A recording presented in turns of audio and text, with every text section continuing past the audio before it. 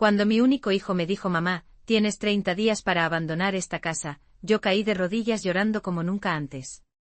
Días después estaba durmiendo en un motel barato mientras él celebraba con champán en mi hogar de 40 años. Fue entonces cuando me di cuenta que había criado a una serpiente que ahora me estrangulaba con mi propio amor. Si estás viendo esto, suscríbete y dime de dónde eres. Porque créeme, esta historia está a punto de dar un giro que ni las mejores telenovelas podrían inventar. Me llamo Elena Montero, tengo 68 años y hasta hace 3 meses, pensaba que moriría tranquila en la casa donde crié a mi hijo Javier. La misma casa que construimos con tanto sacrificio mi difunto esposo Roberto y yo. Todo comenzó un martes por la tarde. Estaba regando mis geranios cuando Javier apareció en su auto nuevo, ese que compró después de conseguir ese trabajo en la inmobiliaria. Noté algo extraño en su mirada mientras se acercaba. Mamá, tenemos que hablar de algo importante, me dijo sin siquiera darme un beso.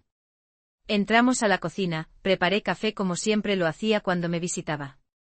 Él no tocó su taza. He revisado la situación financiera y no hay manera de mantener esta casa, comenzó, sacando unos papeles de su maletín. La hipoteca, los impuestos, las reparaciones, es demasiado. ¿De qué hablas, hijo?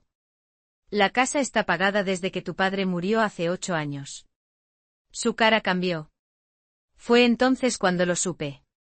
Algo terrible estaba por venir. No exactamente, mamá. He tenido que hipotecar la propiedad para unos negocios.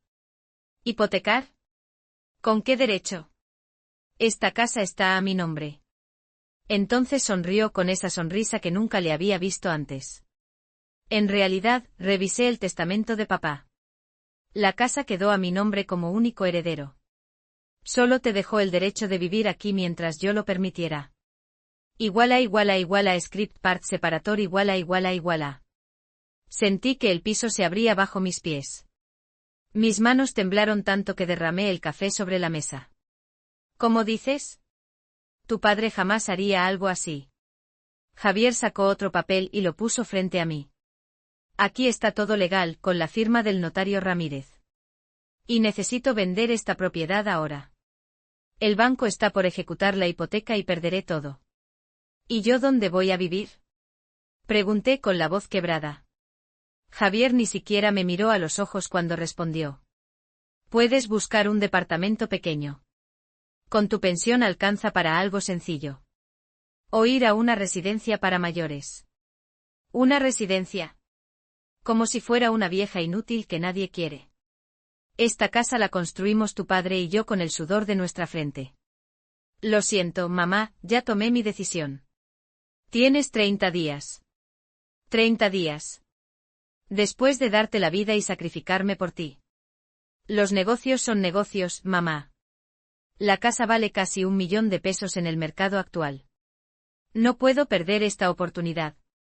Me quedé helada. Ese no era mi hijo. Era un extraño con la cara de mi Javier. Cuando salió, destrocé la cocina. Rompí platos, lloré, grité. Llamé a mi hermana Lucía, quien vino inmediatamente. No puede ser legal, me dijo. Roberto jamás te haría esto. Al día siguiente busqué entre las cosas viejas de Roberto en el ático. Encontré carpetas con documentos, fotos nuestras, cartas, pero nada del testamento original. Mientras revisaba una caja, encontré una vieja agenda de mi esposo. Dentro una tarjeta amarillenta con un nombre, Dr. Hernán Sotomayor, abogado. No recordaba a este hombre. ¿Por qué Roberto guardaría su tarjeta? Lo busqué en internet. Seguía en activo con un bufete en el centro. No tenía nada que perder. Tomé mis ahorros, apenas 3,000 pesos, y pedí una cita. Mientras tanto, Javier ya había puesto un letrero de se vende en el jardín. Cuando lo vi desde la ventana, supe que la guerra había comenzado. Script part separator igual a. El doctor Sotomayor resultó ser un hombre mayor, de unos 75 años, con una oficina modesta pero elegante. Cuando mencioné el nombre de Roberto, su expresión cambió. Elena Montero. ¿La esposa de Roberto? Por Dios, llevo años esperando que viniera. Me quedé perpleja. ¿Esperándome? No entiendo. El abogado sacó de un archivador una carpeta con el nombre de mi esposo. Su marido me dejó instrucciones específicas. Si usted venía alguna vez con problemas sobre la casa, debía entregarle esto. Me tendió un sobresellado. Mis manos temblaban tanto que apenas podía sostenerlo. Roberto me contrató para redactar su testamento real, no el que está usando su hijo. Abrí el sobre con el corazón latiendo desbocado. Dentro había un testamento completamente diferente, certificado y notariado. La casa estaba a mi nombre, no de Javier. Y había una carta. Querida Elena. Si estás leyendo esto, es porque nuestro hijo ha intentado quitarte la casa. Siempre supe de su ambición desmedida, por eso preparé este documento. El testamento que Javier tiene es una falsificación que hice para probarlo. Quería saber si respetaría tu derecho a vivir en paz cuando yo no estuviera. Parece que fallé como padre. El doctor Sotomayor tiene todas las pruebas de la legitimidad de este testamento. Con amor eterno, Roberto. Las lágrimas corrían por mi rostro mientras Sotomayor me explicaba. Su esposo temía que esto pasara. El testamento que tiene Javier fue firmado por un notario amigo mío que ya falleció, pero era un documento trampa. Este es el verdadero, y tengo testigos y todas las pruebas. ¿Quiere decir que puedo recuperar mi casa? No solo eso. Si Javier hipotecó una propiedad que no era suya, cometió fraude. Él tendrá que responder ante la ley. Salí de allí con una mezcla de alivio y dolor. Mi propio hijo. ¿Cómo había llegado a esto? Esa noche, mientras intentaba dormir en el cuarto de huéspedes de mi hermana Lucía, recibí un mensaje de un número desconocido. Sé lo que Javier le hizo. Tengo información que le interesará. Nos vemos mañana a las 10 en el Café Central. ¿Quién podría ser? La curiosidad pudo más que el miedo. Al día siguiente me presenté en el café. Una mujer elegante de unos 40 años me esperaba en una mesa apartada.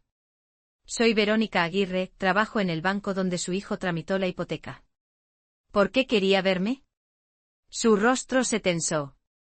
Porque la hipoteca de su casa no es lo único que falsificó Javier. Hay algo mucho peor que debe saber. Script part separator iguala. Se me heló la sangre al escuchar esas palabras. ¿Qué puede ser peor que intentar echar a su propia madre de su casa? Pregunté. Verónica miró a ambos lados antes de inclinarse hacia mí. Su hijo no solo hipotecó la casa. También tomó un préstamo de 500,000 pesos usando como garantía unos supuestos bonos de inversión a su nombre. ¿Bonos? Yo nunca he tenido inversiones. Exacto. Los documentos están falsificados, con firmas que supuestamente son suyas. Me di cuenta porque tramité el préstamo y luego vi en el sistema que la casa estaba registrada a su nombre, no al de él. No podía creer lo que escuchaba. El fraude era mucho mayor de lo que imaginaba. ¿Por qué me cuenta esto? Podría perder su trabajo. Porque mi madre pasó por algo similar. Su hermano la estafó y terminó en la calle. No puedo quedarme callada viendo cómo se repite la historia. Me entregó copias de todos los documentos. Las firmas eran burdas imitaciones de la mía. Javier no está solo en esto, continuó Verónica. Su socio, un tal Carlos Mendoza, está involucrado. Han estafado a varios ancianos con esquemas similares. Carlos Mendoza. Ese nombre me sonaba familiar. Entonces recordé, era el novio de la ex esposa de Javier, Daniela. Después de dejar a Verónica, me dirigí directamente a la notaría donde supuestamente se había firmado el testamento que usaba Javier. El notario, un tal Ramírez, me recibió nervioso cuando mencioné el nombre de mi hijo. Señora, yo nunca certifiqué ese documento. Mi sello fue robado hace meses. ¿Denunció el robo? El hombre bajó la mirada. Carlos Mendoza me ofreció dinero por mirar hacia otro lado. Necesitaba el dinero para la operación de mi hija. Tenía todas las piezas del rompecabezas. Mi hijo no solo me había traicionado, sino que formaba parte de una red de estafadores que se aprovechaban de personas mayores. Esa misma tarde, mientras Javier mostraba mi casa a unos posibles compradores, yo me reunía con el doctor Sotomayor para poner una denuncia. No solo recuperaría mi hogar, me aseguraría de que mi hijo y sus cómplices pagaran por sus crímenes.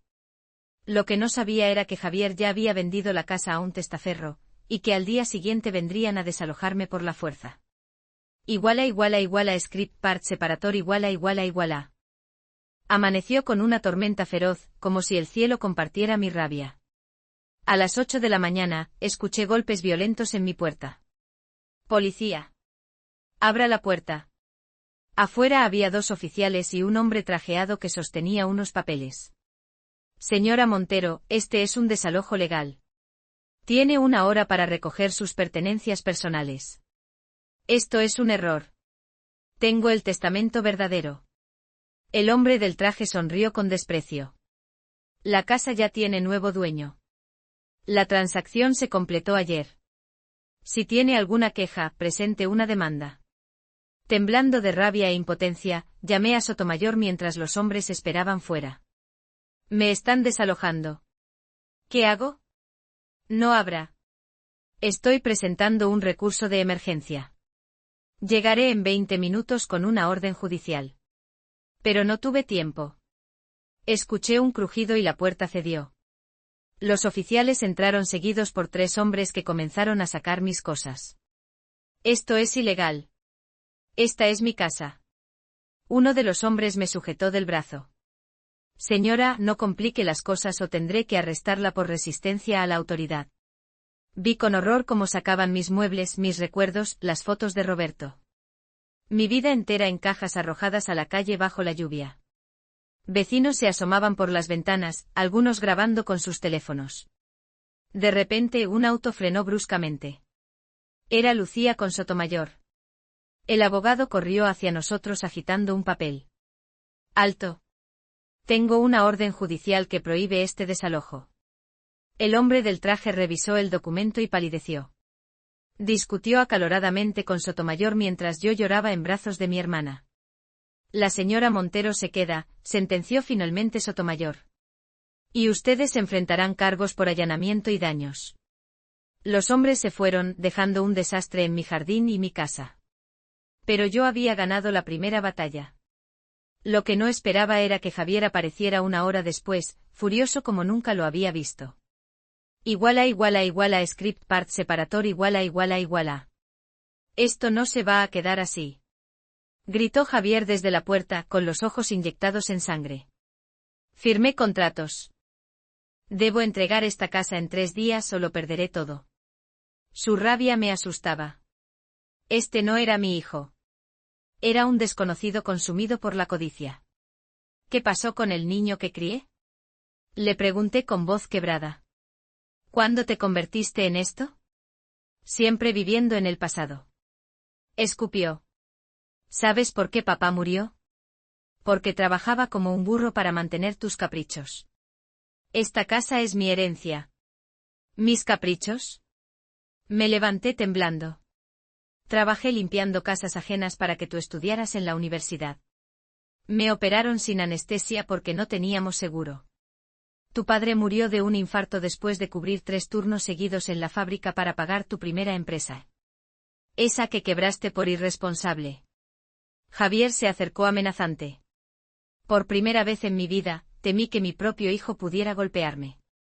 Tienes 3 días para irte por las buenas, o te arrepentirás. Cuando se fue, llamé inmediatamente a Sotomayor. Me ha amenazado. Creo que es capaz de cualquier cosa. No se preocupe. Mañana pediremos una orden de restricción y aceleraremos la denuncia por fraude. Esa noche no pude dormir. A las 3 de la madrugada, escuché ruidos en el jardín trasero. Me asomé con terror y vi 2 sombras rondando. Llamé a emergencias con el corazón a punto de estallar. La policía llegó en minutos. Atraparon a 2 hombres que ya habían forzado una ventana. Cuando los interrogaron, confesaron. El señor Mendoza nos pagó para asustarla. Solo eso. Solo eso. ¿Qué hubiera pasado si no despertaba? El oficial me miró con gravedad. Señora, debería ir a un lugar seguro. Esto ya no es un simple pleito familiar. Script part separator iguala. Esa madrugada, con las manos temblorosas y el corazón desbocado, hice una pequeña maleta. El oficial me acompañó hasta casa de mi hermana Lucía. No puede seguir así, Elena, me dijo mi hermana mientras me servía un té. Esto ya no es solo por la casa. Tu vida está en peligro. Al amanecer, Sotomayor me llamó con noticias impactantes. Elena, he descubierto algo grave. Los préstamos que Javier sacó con documentos falsificados, no es la primera vez que lo hace. ¿Qué quiere decir? Hay una investigación abierta por estafas similares en 3 estados. Carlos Mendoza está siendo buscado por la Policía Federal y Javier aparece como su cómplice en varios casos. Mi mundo se desmoronaba. Mi hijo no solo era un estafador, sino parte de una organización criminal. Esa misma mañana, mientras desayunaba con Lucía, el noticiero local interrumpió su programación. Último momento, espectacular operativo policial en el exclusivo barrio de Lomas Altas. Carlos Mendoza, buscado por múltiples fraudes inmobiliarios, ha sido detenido tras un tiroteo con las autoridades. Las imágenes mostraban a Carlos esposado y sangrando de un brazo. Pero lo que me dejó sin aliento fue ver a Javier en el fondo, también esposado, siendo introducido en una patrulla. Mi teléfono sonó inmediatamente. Era Sotomayor. Lo han detenido. La policía encontró en su departamento documentos falsificados de al menos 12 propiedades de personas mayores. Me derrumbé en el sofá. Lucía me abrazó mientras yo lloraba desconsoladamente. ¿Qué hice mal? Sollocé. ¿En qué momento perdí a mi hijo? Esto no es tu culpa, Elena, me aseguró mi hermana. Algunas personas eligen el camino equivocado a pesar de tener los mejores padres. 2 días después, Sotomayor me llevó al juzgado. La jueza Ramírez, una mujer severa de mediana edad, revisaba el caso. Señora Montero, este tribunal reconoce la validez del testamento presentado por su abogado y declara nula la hipoteca fraudulenta. La casa queda registrada oficialmente a su nombre sin gravámenes. Sentí un alivio indescriptible, pero también un vacío profundo. Había ganado mi casa, pero había perdido a mi hijo. Al salir del juzgado, me encontré cara a cara con la ex esposa de Javier, Daniela. Su rostro mostraba la misma desolación que el mío. Elena. Lo siento tanto, comenzó. ¿Lo sabías? Le pregunté. Daniela bajó la mirada. iguala script part separator iguala. Al principio no, confesó Daniela. Pero cuando empecé a sospechar y le reclamé, Javier me amenazó. Dijo que me quitaría a mi hija si hablaba. Me quedé helada. ¿Mi nieta también estaba en peligro? ¿Dónde está Sofía? Pregunté refiriéndome a mi nieta de 5 años. A salvo con mis padres. Javier dudó un momento, hace meses que no le importa. Desde que se asoció con Carlos cambió por completo. Nos sentamos en una cafetería cercana. Daniela me reveló la verdad completa. Carlos Mendoza había seducido a Javier con promesas de riqueza rápida. Lo que comenzó con pequeñas estafas inmobiliarias se convirtió en una operación sofisticada para defraudar a personas mayores. Lo intenté denunciar anónimamente hace meses, confesó. Pero la policía no tenía pruebas suficientes. Luego encontraron los cuerpos. ¿Cuerpos? Sentí que me desmayaría. Daniela me miró con ojos llorosos. 2 ancianos que se resistieron a firmar aparecieron muertos en sus casas. La policía sospecha de Carlos, pero no pueden probarlo todavía. Mi hijo podría estar involucrado en algo mucho peor que fraude. No quería creerlo, pero las evidencias se acumulaban. ¿Crees que Javier? No pude terminar la pregunta. No lo sé, Elena, respondió Daniela. Ya no reconozco al hombre con quien me casé. Salí de allí devastada. ¿Hasta dónde había llegado mi hijo? ¿Era posible que hubiera participado en? No, no podía ni pensarlo. Iguala script part separator iguala. Al día siguiente recibí una llamada que me heló la sangre. Era del centro penitenciario donde tenían detenido a Javier. Tiene una visita programada a las 11 de la mañana, señora Montero. No sabía si tenía el valor para enfrentarlo, pero algo dentro de mí necesitaba respuestas. Tomé un taxi hasta la prisión con el corazón latiéndome tan fuerte que pensé que me daría un infarto. La sala de visitas era fría y deprimente. Cuando trajeron a Javier, apenas pude reconocerlo. Ojeroso, delgado, con la mirada perdida. Se sentó frente a mí sin mirarme a los ojos. Mamá, murmuró. No esperaba que vinieras. Yo tampoco esperaba estar aquí, respondí con la voz quebrada. ¿Por qué, hijo? ¿Por qué me hiciste esto? Javier levantó la mirada. Vi algo que no esperaba, miedo puro en sus ojos. No sabes en lo que me metí, mamá. Carlos no es quien yo creía. Cuando quise salirme me mostró fotos de Sofía saliendo del colegio. Me dijo que si lo traicionaba. Se le quebró la voz. Por un momento vi de nuevo al niño asustado que venía a mi cama durante las tormentas. ¿Tú sabías lo de los ancianos? Pregunté directamente. Javier palideció. Yo nunca. Sus ojos se llenaron de lágrimas. Cuando supe lo que Carlos había hecho, quise denunciarlo. Él amenazó con involucrarme, tenía documentos con mi firma. Estaba atrapado. ¿Y por eso decidiste quitarme mi casa? ¿Sacrificar a tu propia madre? Carlos descubrió la cláusula del testamento verdadero. Sabía que la casa era tuya legalmente. Me obligó a conseguir esos documentos falsos. Pensé que si te ibas un tiempo podría arreglarlo todo y luego explicarte. No sabía si creerle. Había mentido tantas veces. La policía encontró una caja fuerte en el departamento de Carlos, continuó Javier. Ahí está toda la evidencia que me incrimina, pero también lo que prueba que él fue quien. No pudo terminar la frase. ¿Quién mató a esos ancianos? Completé. Javier asintió lentamente.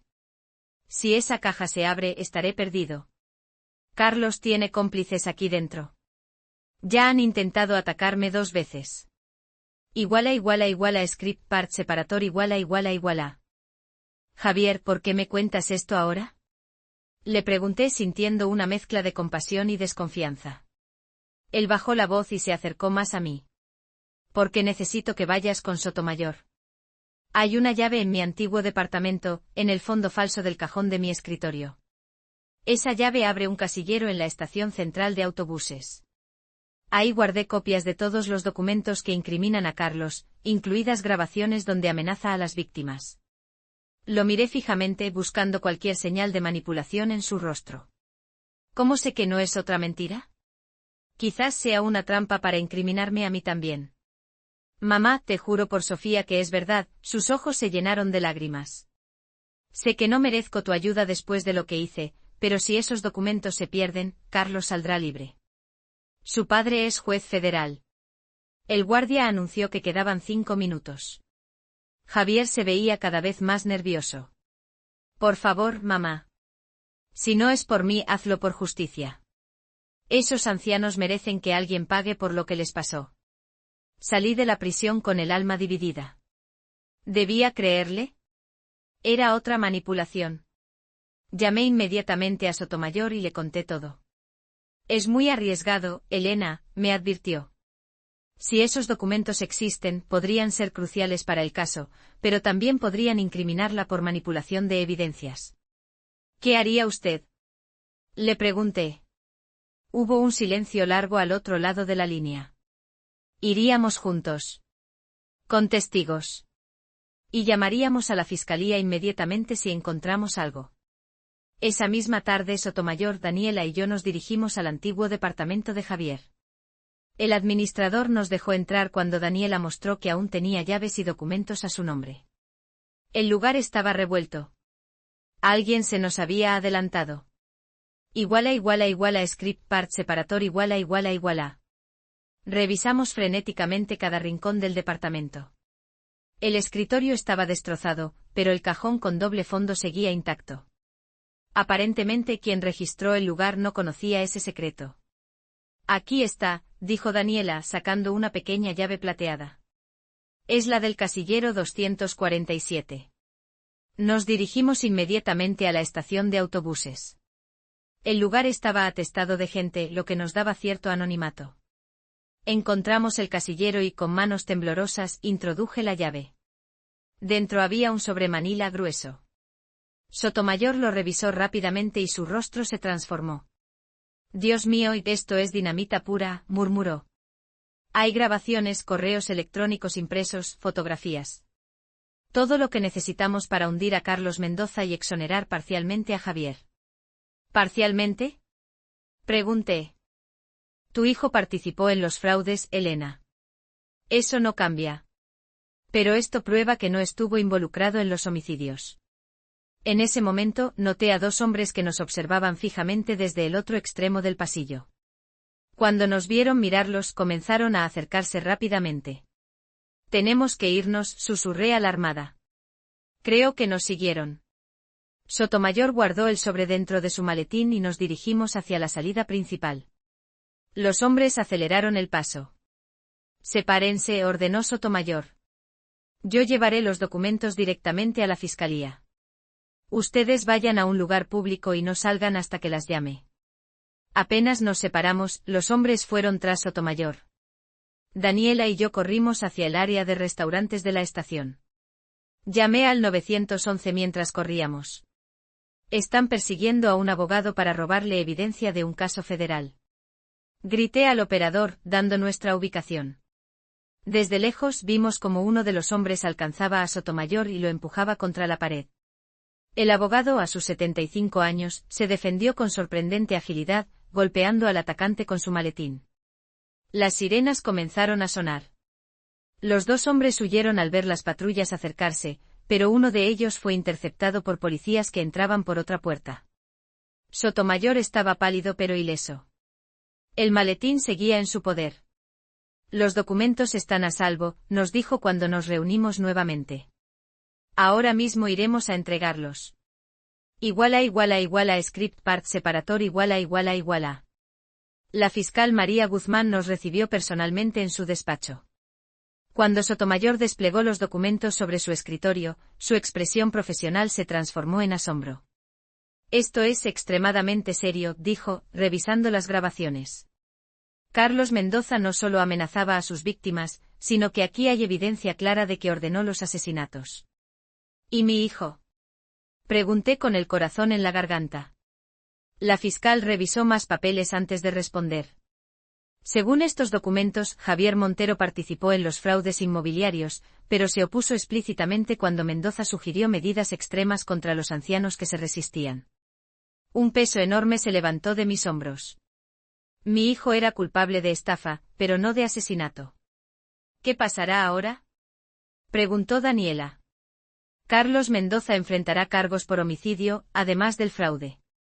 En cuanto a Javier, me miró directamente. Con estos documentos podríamos ofrecerle un trato si testifica contra Mendoza. Reduciría considerablemente su condena. Esa noche no pude dormir pensando en todo lo ocurrido. ¿Cómo habíamos llegado a esto? Mi hijo, a quien arrullé en mis brazos, ahora negociaba un trato con la fiscalía para no pasar 20 años en prisión. A la mañana siguiente Sotomayor me llamó con urgencia. Elena, ha habido un ataque en la prisión. Varios reos fueron agredidos en las duchas. Mi corazón se detuvo. ¿Javier? Está en el hospital penitenciario. Recibió 3 puñaladas, pero los médicos dicen que sobrevivirá. Solté el teléfono y caí de rodillas. Por muy furioso que estuviera con él, seguía siendo mi hijo. Script part separator iguala. Corrí al hospital como si mi vida dependiera de ello. Las puñaladas habían dañado un pulmón y Javier había perdido mucha sangre. Cuando me permitieron verlo apenas pude contener el llanto. Estaba conectado a varios aparatos, pálido como un fantasma. Los médicos dicen que tuviste suerte, susurré tomando su mano. 1 centímetro más y no fue suerte, mamá, respondió con voz débil. Sabía que vendrían por mí. Carlos tiene gente en todos lados. La fiscal Guzmán llegó poco después. A pesar de la gravedad de su estado, Javier insistió en hacer su declaración completa inmediatamente. No sé si sobreviviré al próximo intento, dijo con amarga ironía. Durante 3 horas confesó todo, cómo conoció a Carlos, cómo empezaron con pequeños fraudes que luego escalaron, cómo intentó salirse cuando supo que Carlos había ordenado matar a quienes se resistían. Lo de tu casa fue mi punto más bajo, mamá, admitió mientras lágrimas rodaban por sus mejillas. Carlos me dijo que era la única manera de salvar a Sofía. Me mostró fotos de ella jugando en el parque saliendo de la escuela. Me aseguró que si no conseguía el dinero de la casa, ella sería la que pagaría. La fiscal tomó notas de todo y luego me miró con seriedad. Con esta declaración y los documentos que encontraron, tenemos suficiente para procesar a toda la red criminal de Mendoza. Incluido su padre, el juez, que aparentemente lavaba el dinero de las operaciones. ¿Y mi hijo? Pregunté. Entre 5 y 8 años con posibilidad de libertad condicional después de 3 por cooperación sustancial. Cuando la fiscal se fue, Javier apretó mi mano. Lo siento tanto, mamá. Sé que no merezco tu perdón. Lo miré fijamente con el corazón dividido entre el amor de madre y la decepción por sus acciones. Te perdoné desde el momento en que supe que estabas vivo, le dije con sinceridad. Pero necesito tiempo para sanar. Lo que hiciste lo sé, interrumpió. Destruí nuestra familia, traicioné tu confianza. No hay excusa que valga. 2 semanas después, el caso estalló en los medios. Destapan red de fraude inmobiliario que estafaba a ancianos, decían los titulares. La detención del juez Mendoza, padre de Carlos, sacudió al sistema judicial. Resultó que llevaban años operando con total impunidad. El juicio contra Carlos Mendoza fue rápido y contundente. Con la evidencia proporcionada por Javier, más las grabaciones y documentos, lo condenaron a 40 años sin derecho a libertad condicional por los 2 asesinatos y múltiples fraudes. Javier, como había prometido la fiscal, recibió una sentencia reducida, 6 años, con posibilidad de libertad condicional después de 3. Cuando el juez dictó sentencia, mi hijo me miró desde el banquillo de los acusados y asintió aceptando su castigo. Regresé a mi casa, ahora legalmente mía sin ninguna duda. Los vecinos que antes murmuraban a mis espaldas, ahora me saludaban con respeto. La historia de cómo una mujer mayor había ayudado a desmantelar una red criminal se había extendido por todo el barrio. Daniela y Sofía comenzaron a visitarme regularmente. Mi nieta, que apenas me conocía antes, ahora llenaba la casa con sus risas y preguntas. Abuela, ¿puedo tener mi propia habitación aquí? Me preguntó un día. Claro que sí, mi amor, respondí abrazándola.